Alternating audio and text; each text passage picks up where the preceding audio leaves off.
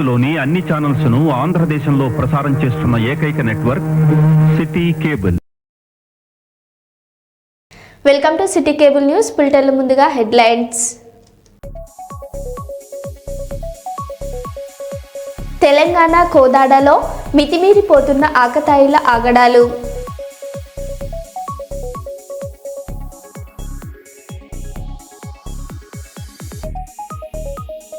సంక్రాంతి పండగ వేళ రంగంలోకి దిగిన కిలాడి లేడీలు.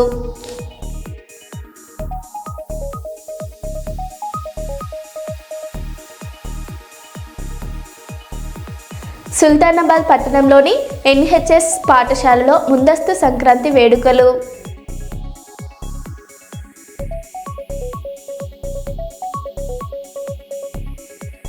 మాజీ సీఎం కేసీఆర్కు మేడారం ఆహ్వాన పత్రికను అందజేసిన మంత్రులు.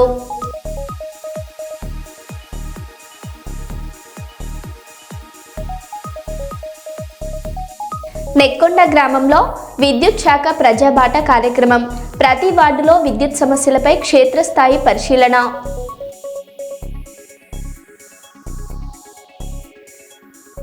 ఇక వివరాల్లోకి వెళ్తే, వరంగల్ సమాజాన్ని చైతన్యపరచడంలో తెలంగాణ స్టేట్ జర్నలిస్ట్ యూనియన్ పాత్ర అభినందనీయమని వరంగల్ జిల్లా కలెక్టర్ సత్యశారద అన్నారు.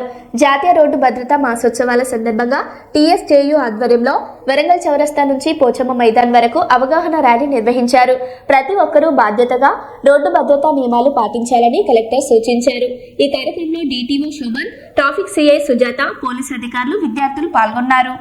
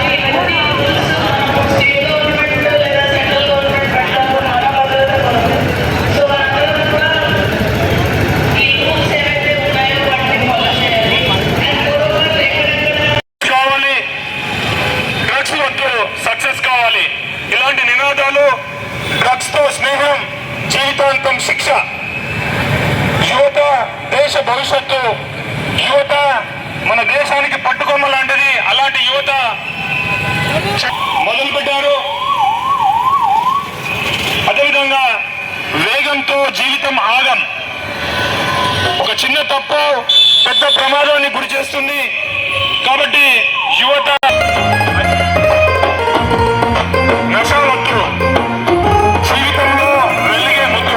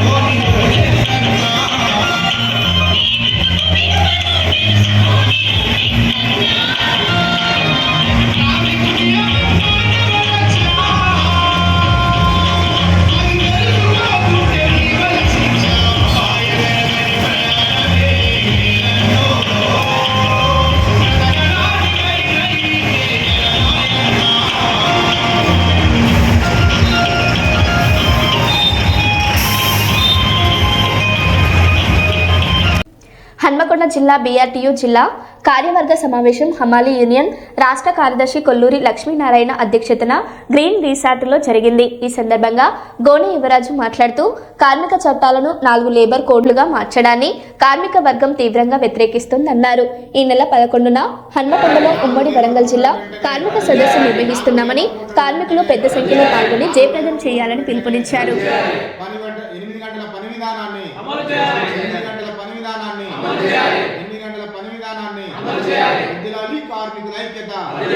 కార్మికుల ఐక్యత, బీఆర్టీయూ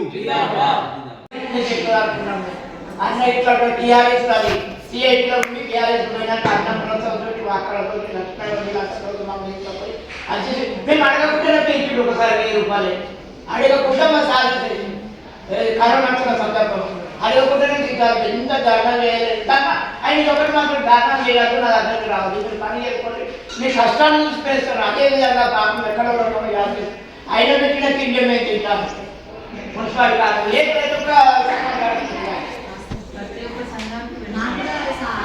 మేము అడగకుండా ఎప్పుడైతే ఆయన ప్రమాణం కట్టి ధర్నా చేయకుండా ధర్నా చేస్తే తీసుకునేస్తాడు.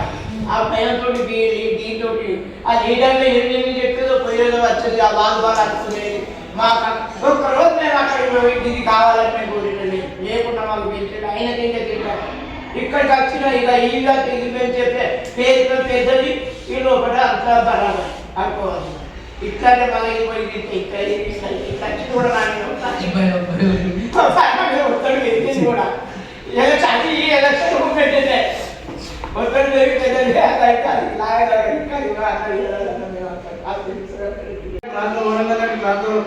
చూస్తే లాస్ట్ ఏం వేసి రాకపోతే 100 రూపాయలు 150 రూపాయలు 200 రూపాయలు కూడా పడిపోతున్నటువంటి పరిస్థితి ఉంది. ఎందుకంటే అప్పుడు ఇక్కడ ఉంటే కూడగలడు కాబట్టి లేడీస్ అసలు ఘోరం అన్నమాట.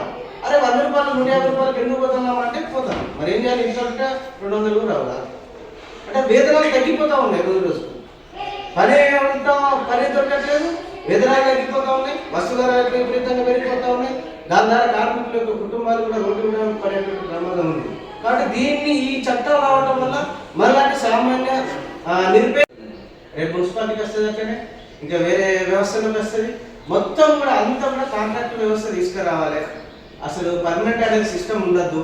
కార్మికులు ఈరోజు పనిచేస్తాడా సాయంత్రం జీతం పట్టుకొని పోవాలి తప్ప వాళ్ళకి హక్కులాంటి ఉండకూడదు. వాళ్ళకి హెల్త్కి సంబంధించినటువంటి స్కీమ్స్ ఉండరాదు. వాళ్ళ పిల్లలకి ఎడ్యుకేషన్ సంబంధించిన ఉండకూడదు. అదేవిధంగా ఈ పని భద్రత అనేది కనీసం కార్మికులకు ఉండకూడదు. ఉంటే ఏమవుతుందంటే పైసలన్నీ వాళ్ళకే పోతా ఉన్నాయి, పెట్టుబడులకు ఏం మిగులు తెలియాలని చెప్పేసి అనేకమైనటువంటి పోరాటాలు ఇక్కడ పడాలంటే వేరే రాష్ట్రాలకి మన దగ్గర ఫ్యాక్టరీ పెట్టాలంటే వేరే దేశాలకి పెట్టాలంటే అసలు ఫస్ట్ ఏం చూస్తారంటే ఈ కార్మిక చట్టాలకు ఏమేమి ఉన్నాయి ఏం కదా అని చెప్పేసి వాళ్ళు ఫస్ట్ ఆలోచన చేస్తారు మన దగ్గర పెట్టాలని.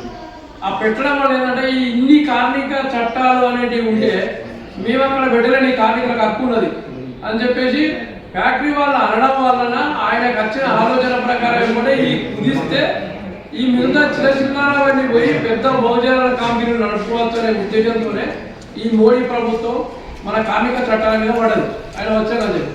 కాబట్టి ఏంటంటే చట్టం అనేది ఒకసారి పోయిన తర్వాత మళ్ళీ తిరిగి సంపాదించుకోవాలని ఎవరి వల్ల కాదు. కాబట్టి ఏంటంటే మనం తప్పకుండా దీన్ని తిరిగి ఉద్యమం ద్వారానే సాధించుకునే పరిస్థితి తెచ్చుకోవాలని కోరుకుంటూ ఈ కార్యక్రమాన్ని ఉద్దేశించి ఫీల్డ్ స్టేజ్ అధికారులకు వస్తాయని చెప్పి అది ఆ పరిస్థితి లేదు. ఫీల్డ్ అసిస్టెంట్ కాడికి వస్తే అసలు మా పథకం ఉందరా అనేది ఇంకా లేనటువంటి గ్యారంటీ లేనటువంటి పరిస్థితులకు వాళ్ళు నెట్టవేయబడతా ఉన్నారు. ఇట్లా ఏ రంగాన్ని చూస్తే ఆ రంగం అసలు కాంట్రాక్ట్ కార్మికులకి ఇప్పటికే చూస్తూ ఉన్నాం. ప్రత్యేకంగా అమలు రంగంలో ఎదుర్కొంటా ఉన్నాం. గతంలో 70 కిలో బత్త 100 కిలో బత్త ఉన్నప్పుడు పండుగ నిమ్మడి వేసారు.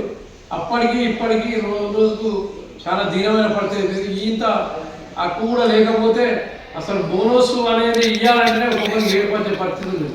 కాబట్టి ఏంటంటే వాళ్ళు ఏడ్చుకుంటారైనా కూడా ఆయన బోనస్ చరవంచుకొని ఇస్తాను అని అంటే అది ఎంతో మనకు సమావేశ హక్కు అనేది ఉన్నదని తప్ప ఈత సమావేశ హక్కు అనేది లేకపోతే నీకు ఏమున్నది వీలనే పరిస్థితి ఉంటుంది. కాబట్టి ఏంటంటే సార్ అది ఆగుతుందా ఆగదా ఏమవుతుందా ఏందనేది వాళ్ళు పోరాటం చేస్తున్న మాత్రం మన అంతు బాధ్యతగా చేయాల్సిన బాధ్యత ఉన్నది. అదేవిధంగా వారి అమూల్యమైన సందేశం ఎవరైనా హైదరాబాద్ మేడారం మహాజాతరకు మాజీ సీఎం కేసీఆర్ ను మంత్రులు స్వయంగా ఆహ్వానించారు. మంత్రి సీతక్క మాట్లాడుతూ అసెంబ్లీ సమావేశాల సందర్భంగా అన్ని పార్టీల ఫ్లోర్ లీడర్లకు ఆహ్వానం అందజేశామని, కేసీఆర్ ను కలుసుకోలేకపోవడంతో ప్రత్యేకంగా నివాసానికి వచ్చి ఆహ్వానించామని తెలిపారు. సాంప్రదాయబద్ధంగా నిర్వహించే ప్రపంచ ప్రసిద్ధ ఆదివాసీ జాతర మేడారానికి రావాలని కేసీఆర్ ఆయన సతీమణి శోభమ్మను ఆహ్వానించామని, కేసీఆర్ సానుకూలంగా స్పందించి జాతరకు వస్తారని చెప్పారని వెల్లడించారు. 28 నుంచి 31 వరకు జరిగేటువంటి మన రాష్ట్ర పండుగగా మరి దేశ విదేశాల నుంచి కూడా ఎంతోమంది భక్తులు వచ్చేటువంటి పండుగ. మరి కొంగు బంగారంలా కోరిన కోరికలు తీరుస్తున్నటువంటి సమ్మక్క సారలమ్మ మహాజాతర జరుగుతున్న సందర్భంగా మరి మాజీ ముఖ్యమంత్రి గారు గౌరవ శ్రీ కేసీఆర్ గారిని నేను, మా అక్క సురేఖ అక్క గారు, అదేవిధంగా ఇక్కడ ఆకాంక్ష గారు, మన జిల్లా అధ్యక్షురాలు, మా ములుగు జిల్లా అధ్యక్షుడు డిసిసి పైడాకుల అశోక్ గారు మేమందరం కలిసి రావడం జరిగింది. వారు మొన్న అసెంబ్లీలో అందరు ఫ్లోర్ లీడర్లకు అదేవిధంగా ఎమ్మెల్యేస్కి అందరికి కూడా ఆహ్వానం పలకడం జరిగింది. కాబట్టి ఆ రోజు మరి మేము కేసీఆర్ గారు టైం అడగడంతో ఈరోజు వారు మాకు టైం ఇచ్చారు. ఆ టైం ప్రకారం ఎలాంటి రాజకీయ సంబంధాలు కాదు, ఇది ఒక ట్రెడిషన్, ఒక సాంప్రదాయబద్ధంగా నిర్వహించుకునేటువంటి జాతర. ఆదివాసీ బిడ్డలుగా పుట్టినటువంటి సమ్మక్క సారలమ్మలు కానీ ఈ రాష్ట్రంలో కానీ పక్క రాష్ట్రాల్లో కానీ అందరి దేవులుగా ఒక కులము, మతము, ప్రాంతము అనేటువంటి తేడా లేకుండా మరి అందరి కోరిన కోరికలను తీర్చే తల్లులుగా ఉన్నారు. కాబట్టి ఈ యొక్క మహాజాతరకు మేము ఆహ్వానించడం జరిగింది. వారు అదేవిధంగా కేసీఆర్ గారు, వారి సతీమణి శోభమ్మ గారు కూడా ఇద్దరు కూడా కూర్చొని మేము ఇచ్చినటువంటి ఆహ్వానాన్ని స్వీకరించడం జరిగింది. అదేవిధంగా పట్టు వస్త్రాలను కూడా మేము దేవుని తరపున వారికి అందించడం జరిగింది. వారు కూడా సంతోషంగా స్వీకరించి రిటర్న్ మాకు కూడా ఇద్దరికి చీరలు పెట్టడం జరిగింది. సంతోషం. ఇది రాజకీయాలు మాట్లాడుకునే టైం కాదు, రాజకీయ వేదిక కాదు. ఇది మన రాష్ట్రంలో 96లోనే సమ్మక్క సారలమ్మ జాతరను స్టేట్ ఫెస్టివల్గా ప్రకటించుకోవడం జరిగింది. కాబట్టి అన్ని పక్షాలను, అన్ని కులాలు, అన్ని మతాలు, అన్ని ప్రాంతాలను కూడా ఆ ప్రాంత ఆడబిడ్డలుగా మేము ఆహ్వానించడం జరుగుతుంది. కాబట్టి తప్పకుండా వారు కూడా రావాలని కోరినాం. వారు కూడా సానుకూలంగా స్పందించడం జరిగింది. రేగొండ మండల ఎంపీడీఓ కార్యాలయ ఆవరణలో శాశ్వత ఆధార్ నమోదు కేంద్రం ప్రారంభోత్సవ కార్యక్రమానికి ముఖ్య అతిథిగా భూపాలపల్లి ఎమ్మెల్యే గడ్డ సత్యనారాయణరావు హాజరై ప్రారంభించారు. అనంతరం ఎమ్మెల్యే మాట్లాడుతూ శాశ్వత ఆధార్ నమోదు కేంద్రం ద్వారా స్థానికులకు ఆధార్ కార్డు పొందడం సులభతరం అన్నారు. ప్రతి వ్యక్తికి ఆధార్ చాలా ముఖ్యమైనదని, ఆధార్ కార్డు ద్వారా ప్రభుత్వ సేవలు పొందడానికి, అభివృద్ధి కార్యక్రమాలలో భాగస్వామ్యం అయ్యేందుకు, వివిధ పౌర సేవలను అందించుకోవడానికి ఏర్పాటు చేసి ఈ ఆధార్ కార్డుతోనే ప్రతి పని కూడా ప్రూఫ్ కొరకు ఉపయోగపడే విధంగా, ప్రజలకు అందుబాటులో ఉండే విధంగా ప్రభుత్వమే భవనం ఏర్పాటు చేసి ఆధార్ సెంటర్ను ప్రారంభించుకోవడం జరుగుతుంది. దీని అందరూ కూడా మండలంలో ఉన్నటువంటి ప్రజలు సద్వినియోగం చేసుకొని అందరూ కూడా ఆధార్ కార్డు పొంది మీరు మీ అవసరాల కొరకు ఆధార్ కార్డు కంపల్సరీ అవసరం కనుక అందరూ కూడా సద్వినియోగం చేసుకోవాల్సిందిగా కోరుతూ, ఈ యొక్క ఆధార్ సెంటర్ విషయంలో మిగతా మండలాల్లో కూడా ఏర్పాటు చేయని మండలాల్లో కూడా ఆధార్ సెంటర్లను మరి సెలెక్షన్ చేసి వెంటనే అన్ని మండల కేంద్రాల్లో ప్రారంభించవలసిందిగా నేను జిల్లా కలెక్టర్లకు, ప్రభుత్వానికి మరి కోరుతూ, అదే రకంగా ఈ యొక్క ఆధార్ సెంటర్ వల్ల ప్రతి పని కూడా ఆధార్ సెంటర్, మనం ఎక్కడన్నా ఎయిర్పోర్ట్కి పోయినా ప్రతి పని కూడా ఆధార్ కార్డు ప్రూఫ్ చూపెట్టడానికి ఉపయోగపడే విధంగా, డేట్ ఆఫ్ బర్త్ కొరకు కానీ ప్రతి అవసరానికి ఆధార్ కార్డు ఉపయోగపడే విధంగా ఉంటుంది కనుక అందరూ కూడా దీన్ని తీసుకొని సద్వినియోగం చేసుకొని ఈ యొక్క సెంటర్ను ఉండే ఈ యొక్క అందరూ వచ్చి వాడుకునే విధంగా చూడాలని కోరితే కార్యక్రమంలో పాల్గొన్నటువంటి మార్కెట్ కమిటీ అధ్యక్షులు కృష్ణ గారు, సర్పంచ్ గారు, అదేవిధంగా మాజీ ఎంపీటీసీలు, సర్పంచులు, ప్రజాప్రతినిధులు, మీడియా సోదరులందరికీ కూడా ధన్యవాదాలు తెలియజేస్తాను. ములుగు ప్రపంచ ప్రసిద్ధిగాంచిన శ్రీ సమ్మక్క సారలమ్మ మహాజాతరను జోనల్ సెక్టార్ అధికారులు సమన్వయంతో విజయవంతం చేయాలని అదనం కలెక్టర్ రెవెన్యూ సిహెచ్ మహేందర్ అన్నారు. మేడారం హరిత హోటల్లో నిర్వహించిన శిక్షణలో జాతరను 12 జోన్లు 51 సెక్టార్లుగా విభజించి అధికారులను నియమించినట్లు తెలిపారు. Drone surveillance, master control room ద్వారా పర్యవేక్షణ చేపట్టి భద్రత, రవాణా, వైద్య సదుపాయాలపై ప్రత్యేక చర్యలు తీసుకుంటామని చెప్పారు. జరిగింది. అందులో భాగంగా ఈరోజు మార్నింగ్ జోన్ 1 ఏదైతే కోర్ ఏరియా ఉంటుందో టెంపుల్ ఏరియాతో పాటు వారికి సంబంధించిన సమావేశము మరి ట్రైనింగ్ కంప్లీట్ చేసుకున్నాం జరిగింది. అందులో భాగంగా ఈరోజు మార్నింగ్ జోన్ 1 ఏదైతే కోర్ ఏరియా ఉంటుందో టెంపుల్ ఏరియాతో పాటు వారికి సంబంధించిన సమావేశము మరి ట్రైనింగ్ కంప్లీట్ చేసుకున్నాం జరిగింది. అందులో భాగంగా ఈరోజు మార్నింగ్ జోన్ 1 ఏదైతే కోర్ ఏరియా ఉంటుందో టెంపుల్ ఏరియాతో పాటు వారికి సంబంధించిన సమావేశము మరి ట్రైనింగ్ కంప్లీట్ చేసుకున్నాం. హైదరాబాద్ సీఎం రేవంత్ రెడ్డిపై మాజీ మంత్రి హరీష్ రావు తీవ్ర విమర్శలు చేశారు. సినిమా థియేటర్ ఓపెనింగ్ పై వెళ్లే దమ్ము ఉన్న సీఎం అశోక్ నగర్ సెంట్రల్ లైబ్రరీకి వెళ్లి నిరుద్యోగులను కలిసే దమ్ముందా అని ప్రశ్నించారు. ఎన్నికల సమయంలో ఏడాదికి 2 లక్షల ఉద్యోగాలు అన్నారు, కానీ ఇప్పటి వరకు ఒక్క నోటిఫికేషన్ కూడా ఇవ్వలేదని ఆరోపించారు. జాబ్ క్యాలెండర్ను జాబ్లెస్ క్యాలెండర్ గా మార్చి నిరుద్యోగులను మోసం చేశారని హరీష్ రావు మండిపడ్డారు. అశోక్ నగర్ లో సెంట్రల్ లైబ్రరీకి పోయినావు యాదుకుందా? నువ్వు రాహుల్ గాంధీ కలిసి అశోక్ నగర్ లో ఆ సినిమా టాకీస్ పక్కకే సెంట్రల్ లైబ్రరీ ఉంటుంది. అక్కడ మెట్ల మీద కూర్చొని, బిడ్డ మాకు గవర్నమెంట్ వచ్చేటట్టు చేయి, మా గవర్నమెంట్ వస్తే కాంగ్రెస్ ప్రభుత్వం రాగానే 2 లక్షల ఉద్యోగాలు ఒకటే ఏడాది ఇస్తా అని మాట ఇచ్చేచ్చు. నువ్వు మరొక్కసారి పోయిరారా అందాక సినిమా టాకీస్ రిబ్బన్ కత్తిరించినాక ఒక్కసారి అశోక్ నగర్ సెంట్రల్ లైబ్రరీకి పోయిరారాదు? పోయి ఏం చేసినావో, వాళ్ళకి ఇచ్చిన మాట ఏందో ఒక్కసారి మాట్లాడు. నిన్న దిల్సుఖ్ నగర్ లో పిల్లలంతా రోడ్ల మీదకి వచ్చి ధర్నా చేసాం. ఎన్నికల ముందు కాంగ్రెస్ వాళ్ళేమో 2 లక్షల ఉద్యోగాలు ఏడాది ఇస్తాం, గవర్నమెంట్ ఉద్యోగాలు ఇస్తామన్నారు. నిన్న అసెంబ్లీలో మంత్రి శ్రీధర్ బాబు గారు చెప్తున్నారు, గవర్నమెంట్ ఉద్యోగాలు ఏడుంటాయి బై, ప్రైవేట్ లో నౌకరు చేసుకోపోయి అందరికి గవర్నమెంట్ ఉద్యోగాలు ఇచ్చి సాధ్యమవుతుందా? ఇది కాదు అని చేతులు ఎత్తేసాడు. బట్టి విక్రమార్క గారేమో జాబ్ క్యాలెండర్ పెట్టి జాబ్లెస్ క్యాలెండర్ చేసేసిండు దాన్ని. మరి ఇప్పుడు ఇక అశోక్ నగర్ కు రేవంత్ రెడ్డి గారు సినిమా టాకీస్ ఇనాగ్రేషన్ పోతే వేల మంది పోలీసు వాళ్ళని పెట్టిరట. ఏదైనా సందులకి వెళ్ళి పొలాలు వస్తారేమో అడుగుతారేమో అని వేల మంది పోలీసు వాళ్ళని పెట్టుకొని సినిమా టాకీస్ ఇనాగ్రేషన్ పోతుండే. ఇప్పుడు నిన్న మొన్న దిల్సుఖ్ నగర్ లో పిల్లలు పాపం ఏమైనాయి మా 2 లక్షల ఉద్యోగాలు, ఏమైంది మా జాబ్ క్యాలెండర్ అని అడిగితే వాళ్ళ ఈపులన్నీ వాయగొట్టారు, బూతులు తిట్టింది పోలీస్ అధికారులు. మనం చూసినాం సోషల్ మీడియాలో ఆ నిరుద్యోగ పిల్లల్ని నోటితో ఉచ్చరించలేని భాషలో బూతులు తిట్టుకుంటూ ఈపులన్నీ పగలగొట్టిండ్రు, రక్తాన్ని చిందించే విధంగా కొట్టిండ్రు పిల్లల్ని. ఇప్పుడేమో ఈయన అశోక్ నగర్ పోయి సినిమా టాకీస్ ఇనాగ్రేషన్ చేస్తారు. నేను రేవంత్ రెడ్డి డిమాండ్ చేస్తున్నా, సరే సినిమా టాకీస్ కు పోతావా యాడికి పోతావో నీ ఇష్టం, నేను దాని గురించి మాట్లాడా. కానీ అదే అశోక్ నగర్ లో నువ్వు ఇనాగ్రేట్ చేసే సినిమా థియేటర్ పక్కనే అశోక్ నగర్ సెంట్రల్ లైబ్రరీ ఉంది. అక్కడికి వెళ్లి పిల్లలకు ఆనాడు నువ్వు ఏం మాట ఇచ్చినవో, ఎన్ని ఉద్యోగాలు ఇచ్చినవో దాని సంగతి చెప్పు. దాకా పోయి అశోక్ నగర్ సెంట్రల్ లైబ్రరీ దాకా పోయి నీ జాబ్ క్యాలెండర్ సంగతి ఏందో, నీ నిరుద్యోగ భృతి ఏందో, ఆడపిల్లల స్కూటీలు ఏందో, నీ 2 లక్షల ఉద్యోగాల కథ ఏందో చెప్పు. అక్కడ మాట్లాడాలని చెప్పి నేను ఈరోజు డిమాండ్ చేస్తున్నా. నువ్వు సెంట్రల్ లైబ్రరీకి పో. ఎందుకు గంతమంది సినిమా టాకీస్ ఇనాగ్రేషన్ కు వేల మంది పోలీసులు ఎందుకు? వేల మంది పోలీసులను పెట్టుకొని సినిమా టాకీస్ ఇనాగ్రేషన్ చేస్తావు ముఖ్యమంత్రి. మరి ఎన్నికల ముందు అయితేనేమో ఆడికి పోతివి, ఇప్పుడు ఎన్నికలు అయిపోయినాక ఇక అశోక్ నగర్ సెంట్రల్ లైబ్రరీ యాదకొస్తలేదా? అదే సరూర్ నగర్ స్టేడియంలో ప్రియాంక గాంధీ గారిని తీసుకొచ్చి ఆనాడు యూత్ పాలసీ అని డిక్లేర్ చేసినావు కదా. పిల్లలకు ఎగ్జామ్లకు ఫీజే ఉండదు అన్నాడు, ఇప్పుడేమో ముక్కు వెండి ఫీజు వసూలు చేస్తుండు.